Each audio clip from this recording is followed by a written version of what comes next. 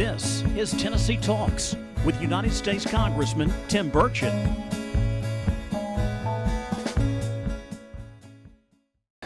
Hey folks, I'm Congressman Tim Burchett, and welcome back to another episode of Tennessee Talks. I've been told by numerous critics that I need to quit looking at my papers and look at the camera, so I'm going to try to focus more on y'all.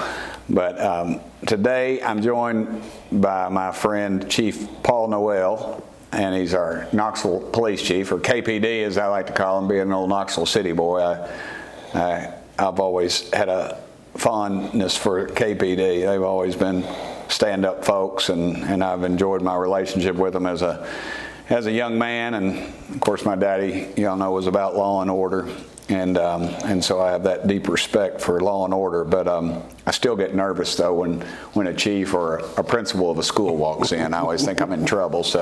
But I knew that I'd called you, so we're all right. And you came to Knoxville after 25 years with the New Orleans Police Department, or New Orleans, as some of my buddies in Congress say. We got a couple of them that are Cajun. I have to get a couple of them to slow down. I say, hey man, slow down for a minute. Let me see if I can understand that. And I, because I always say East Tennessee is the only place in America where people don't speak with an accent.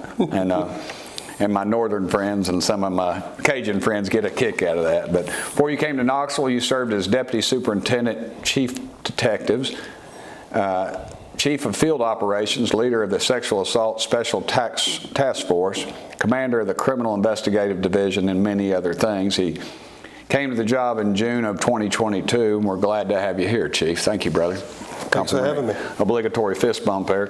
It's not in my notes, but as I read the part about leader of the Sexual Assault Special Task Force, when I was in the state legislature, I sponsored legislation when we got the ICAC teams. I remember we got $5 million for that across the state of Tennessee, and that was a huge deal. And I was the lead sponsor of that in the Senate, and I dealt with a lot of the officers across the state. And what I found out was the incredible amount of burnout, because they, these men and women, they're family people, and they're, you go in there and some poor lady or child or whatever has been abused sexually or some other way, and it does take a toll. Do you see that leads to burnout, or are you able to? I mean, you got to have some help there. You got to have somebody talking to them, other cops that have been through it, or what have you. And I'm sure there's professional people that do that stuff too that y'all bring on. But is that a real problem with the burnout on that? It's a real challenge. So better part of my career, I worked in investigating sexual assault of adults and children, child abuse, and adult domestic violence. And I can tell you, it really does wear on you as an investigator. Those investigators are truly doing God's work, and it's incredibly challenging. And here in Knoxville, the internet crimes against children for the entire state of Tennessee is based right out of KPD. Very, very proud of that. And they're doing work all across the state and all across the region and all across the country to get sexual predators off the street. It was amazing when we did that, Chief.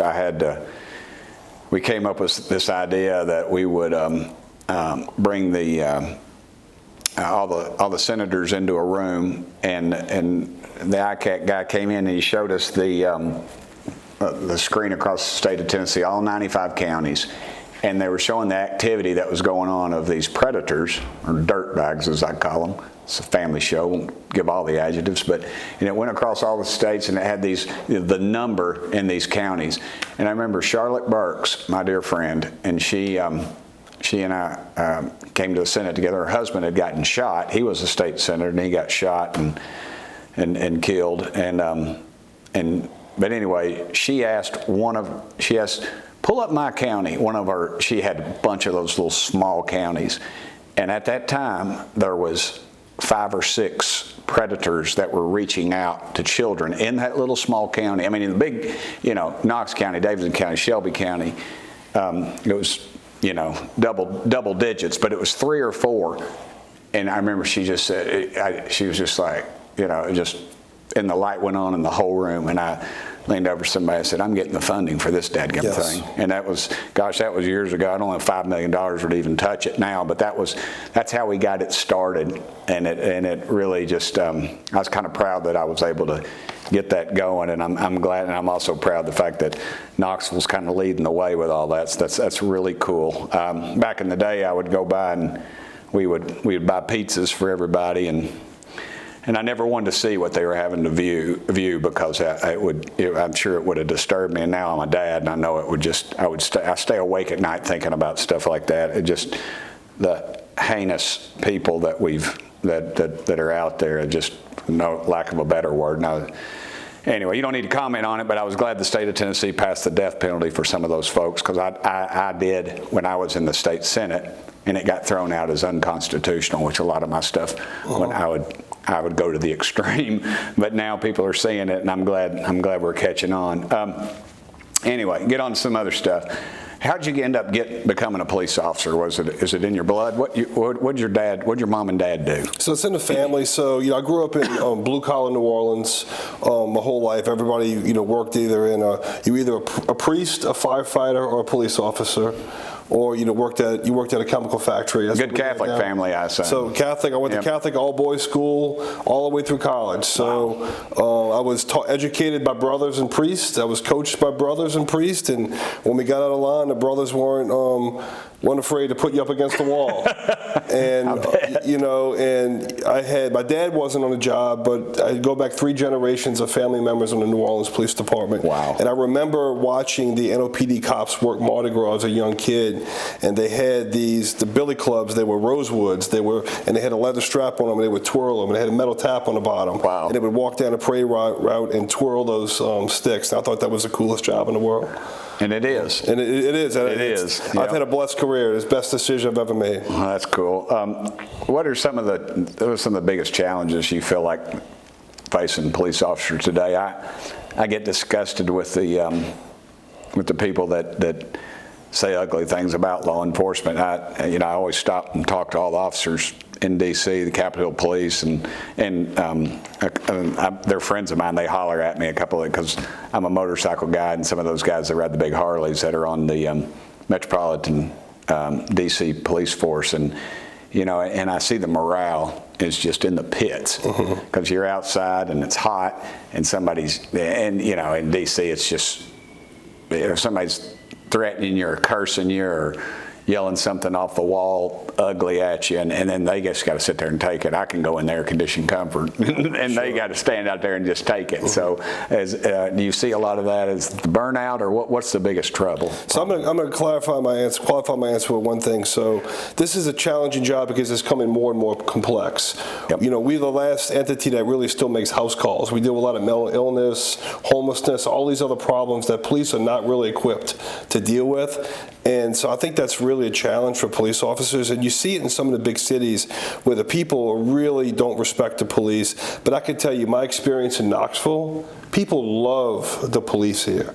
People absolutely love the police. I go up to Louis' in North Knoxville to have lunch a lot. And a lot of times people don't even know I'm the chief. I hope my wife doesn't see this. She'll be saying, "Honey, you haven't taken me to Louis." And, we can try to hit it about once a week. So it's a great place, but people love, and they don't even know I'm the chief. They just think I'm a police officer, and they'll stop, and they're so respectful, so appreciative. People love the police here, but people who are thinking about becoming police officers want to play for a winning team. And across the country, law enforcement is not seen as a winning team as it used to be. Yeah, and I think that's societal, yes. And that's on us. That's on parents, and whether there's no parents. People are always critical of me when I say this, and I say that they say we need better parental skills, like government needs. I say no, we just need parents. I mean, parents in the home, your dad, your mom, they're gonna mess up. Yes. But they're there, and that's half the battle, I think, of just showing up. But I know recruitment's got to be tough. The money and just getting them to stay. How are y'all working on that right now? And what do you think is the ultimate reason that we can't recruit better? So I think it's several things. One, right now there's a lot of opportunity for people to go make money working from home and other things. It's a tough job. We work shift work. We work nights. We work weekends. It's hot out there, right? We're out there working in the heat in some really tough environment. It's, you need to be physically fit. This is a challenging job.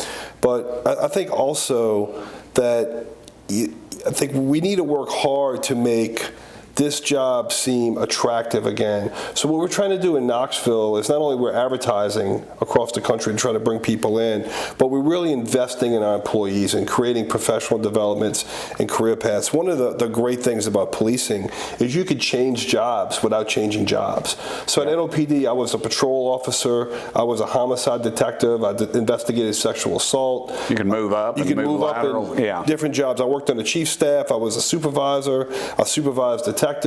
So there's a lot of different opportunities that you could go. You could go do SWAT if you want to do SWAT. You could go work with kids in schools. So I think what we need to do a better job of is selling this job as a community service and giving back to your community. That's a good selling point. When I was a kid, the TV shows Rookies, and and SWAT was one of them, and I can still remember that song in my head, or there wasn't a song; it was just the beat, and it was Hollywood promoted it, and now Hollywood shows a couple of guys in a Porsche driving down the road, going to make a big drug bust, and that's just not the case. They used to say that that domestic disputes were some of the toughest things, and that you're more likely to, an officer's more likely to endure an injury in that. Is that still a true statement? It's the most dangerous call we go on. We just had 2 officers recently were involved in an officer-involved shooting. They went on a domestic violence call, and actually right in front of them, the perpetrator shot the victim right in the head, and our officers did a brilliant job. And they were able to take the suspect out before he was able to hurt them, save the woman's life. She's going to have a long road to recovery. Right. But they're those 2 officers got to go home to their families, and that other person survived. They did. And when you look at what the work that they did, it shows the professionalism and the training of the men and women in the Knoxville Police Department. I'm so proud to watch them work. I am too. I told my daughter this I told her this when she was a little girl before I even adopted her, and every time I'd hear a siren, I'd say, no matter what it was, an ambulance, a fire truck, or a police officer, I'd say, baby, say a prayer. And she says, why, Tim? I said, because one of our buddies is getting ready to go into a bad situation. Yes. And it's just always, the rest of us run out while you guys are running in, and I dig that, because the more I see, the ladder I'm on or whatever, and around the people I am, it is not. A lot of the times it's not a it's not a courtesy call. I'll just say that, and they are there to take care of business, and they have to. What are some of the ways that folks in the community can help reduce crime? I know, I always get mad at people who say, well, why didn't you call it in? Because something was going on. Well, I didn't want to buy. I said, hell, that's why you pay taxes, man. Yes. Call it in and do it. But anyway, I'm sorry. I'm answering my own questions, but go ahead, Chief. Well, you're actually right on. You just gave the answer. What I tell everyone is get to know your neighbors. Know who your neighbors are. If you don't know who your neighbors are next door and across the street and behind you, then you really should go out and get to know them, because that really helps us reduce crime. Because when you see something going on that's unusual, then pick up the phone and call your neighbor, or give us a call, and we'll come out there and check it out. So if you see anything, and also if you see someone you think that needs help. One of my neighbors, I live in West Hills, was riding down the street, and he called me up, and he saw a lady that looked like she was in a little distress, and she was having a heat stroke. Right. And he helped her. If he would not have stopped, I really believe that it would not have ended well. Yeah, heat stroke's nothing to mess with, especially this time of year.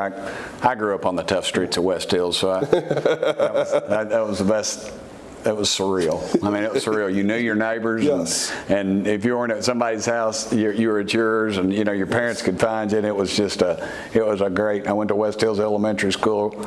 As I like to tell my daughter, I rode my bicycle uphill 5 miles both ways. Both ways. Both ways. Fought the Cro-Magnon man that lived down on the corner too. Every morning I'd have to go by him.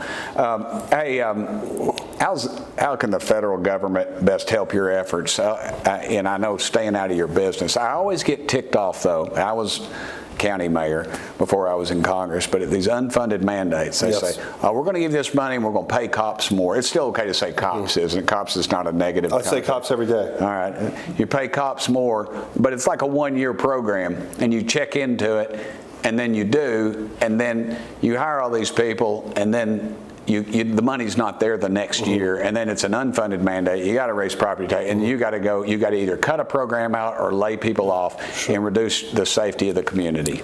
So a couple things. So first, stay out of our business with these complex consent decrees. Right. Let local government fix local problems. But also, there's agencies like the Bureau of Justice Assistance.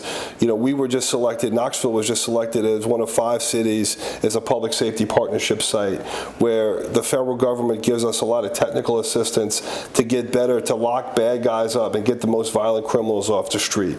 That's the help we need with crime analysis and to be able to better track firearms that are used in violent crimes. That's the type of technical assistance that we need. Support from the Federal Bureau of Investigations and the ATF. We have a great relationship with those entities. But stay out of our business, but also give us that technical assistance to get better. What I wish we'd do is just ask your all's opinion and don't make it a one-size-fits-all. I filed some legislation that's a little crazy that just did away with, basically just did away with all these crazy Washington credentials that they force on you and just say, send you the money and let you decide within parameters. I mean, you're not going to go out and buy a new Trans Am or anything, but you know what I mean. It's the fact that you all know better than what's Washington.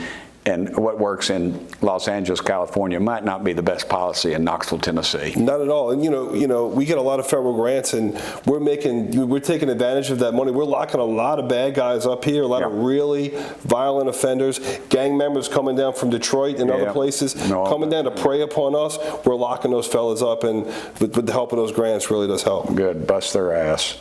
Pardon my language. You came from New Orleans. We'll change the subject a little bit here since we're about to wrap up. What's your favorite Cajun food if you're home? I know here it's probably not anything near what you get, but what is it? So my wife is a French chef, so I'm in good shape. You need to come over to eat. But so we eat red beans and rice every Monday. That's a New Orleans tradition. Red beans and rice with andouille sausage or pork chop, maybe fried chicken. And for breakfast on the weekends, I like to do boudin, which is a sausage, rice-based sausage, boudin and biscuits. And for dinner, my favorite food would be either a redfish or an alligator coubillon, which is like a spicy tomato soup with poached redfish or alligator. Well, I had growing up in East Tennessee, we call them crawdads, I guess, crayfish. And a buddy of mine has this crawfish boil, and it's like regional. I mean, people come, I say, what is that? And they said, I don't know. They just camp out in this field, literally, to get this food. And I never ate it. And dadgummit, Steve Scalise had a thing in D.C., and I was eating this, and I thought it was a shrimp gumbo, and I was like, man, this is really good shrimp. And he goes, that's Burchett, that's not shrimp, that's got crawdads. I go, what? And I thought, oh no, I'd been going to my buddy's crawfish boil for years, and I never would eat them. And I guess I sort of had it's kind of a professional courtesy. You figure crawdad's going to bite you no matter what. It's kind of like politicians, and I would never eat it. And now I go. My wife says, I'll see you, baby. She's going to go hang out, and I'm going to go eat crawdads the whole night. So, man, that's but anyway, y'all got some great food. This is the part of the program that I dislike the most, and my guests always like it. And I'll let y'all ask me a question, anything you want. Of course, we can edit it out if you say something really bad about me, but ask me. You can ask me anything you want, Chief. So I got a question for you. So I've met a lot of congressmen and senators, met Scalise from New Orleans. Oh, yeah. Great guy. You seem different than everybody else. So my question to you is, what is a simple East Tennessee boy? How do you fit into that environment up there? I don't. You're right. I'm a little different. You look, my banker called me one morning and said, you are the brokest congressman there is in Tennessee. And then he says, let me correct that. I think he said the poorest. You're the poorest congressman in the country. And I said, well, I'll take that. He said, well, but see, you're honest. That's Mom and Daddy, Mama, they were Depression era people from Cheatham. Mama's from Cheatham County. Didn't have electricity. Was a senior in high school. Lost her oldest brother. in the Second World War. Well, my daddy was off in the Pacific in the Marine Corps fighting the Japanese. And as a matter of fact, that 48 star flag on the wall right there was on my uncle's casket. Wow. And and that picture up there is a picture of my dad on Okinawa when he was 1st Marine Division. His colonel on Peleliu was a guy named Chesty Puller. And they were just hard-working people, man. I mean, they did what's right. And my daddy told me, one time he told me this story. He said, "You know what I do at night, buddy?" And I said, "What's that, Daddy?" He said, "I sleep." He didn't worry about what he did. And he took a lot of he did some great things. He named we're Republicans, we're conservatives, just not angry about it. But he was in the school board, and he named a school after a lady named Sarah Moore Green. It was a black lady on the school board with Daddy. It was in the 70s. And I can remember Big Shot's talking to Daddy about it, and he said, "Charlie," he said, "you want to name this school after a woman?" Which, 1972, that's still kind of edgy. And he goes, "A black woman." And he said, "Yeah, a living black woman."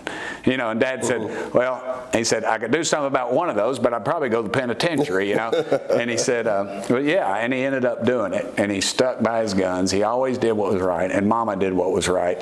And they were exceptional people, and they had there's 500 or 600 people at both of their funerals. And, I was the baby of the family. My brother and sister were great athletes, good looking and smart, and I was none of that. I was all the opposites of all that. And I guess I'm the black sheep of the family. I'm the one they have to say, my brother's a congressman. They have to kind of whisper that. But no, I just had great folks, man, and they were hardworking, conservative, good folks, and I just got fortunate. So I hit the lottery, and I married a beautiful woman, and she had a little girl, and now I have a family, and that completes everything. The politics, that wasn't, that's not my dream. The family was my dream, and I got that. So I get to come home to that every weekend and every night when I'm in town. So that's pretty cool. So that kind of keeps me on the up and up. But it's everything I got is because my parents. Because it took me 6 years to get out of UT, and I didn't drink or smoke pot. And I mean, and my brother and sister, 4 years, scholarships, all the good stuff, and I wasn't. But I just got lucky. I was in the right place at the right time, and God, every morning I always pray, Lord, please save our country, and so I hope I'm part of the thing that's helping do that. So I don't know what your question was, but I answered a lot of things there. I guess I ought to send you $300 for counseling. That was a good counseling session. That was a great answer. Chief. Yeah. Anyway, we appreciate you coming here, Chief. I appreciate what you do to keep us safe. And you've been good to me and my girls, I'll tell you that. And you're great for the community. And it's sort of like when I'm in church with a missionary from over in Africa or something. Usually for about the first 30 minutes, I can't understand what they're saying. The last 15, I catch on, and I caught on to your accent really quick. So that's good. I got that strong East Tennessee accent. Yeah, you really got it going on there, and we appreciate that. But anyway, thank you for what you do for Knoxville, and thank you everyone for joining me for this episode. Remember to follow me on Rumble, that's our new deal, YouTube, and wherever you get your podcasts. And I'm Congressman Tim Burchett, and thank you all for sending me here. Thanks for listening to this episode of Tennessee Talks. Please subscribe to the show on Apple Podcasts, Spotify, or wherever you listen to your podcast. Keep up with Congressman Burchett by following Rep. Tim Burchett on Twitter and Instagram, and Congressman Tim Burchett on Facebook and YouTube.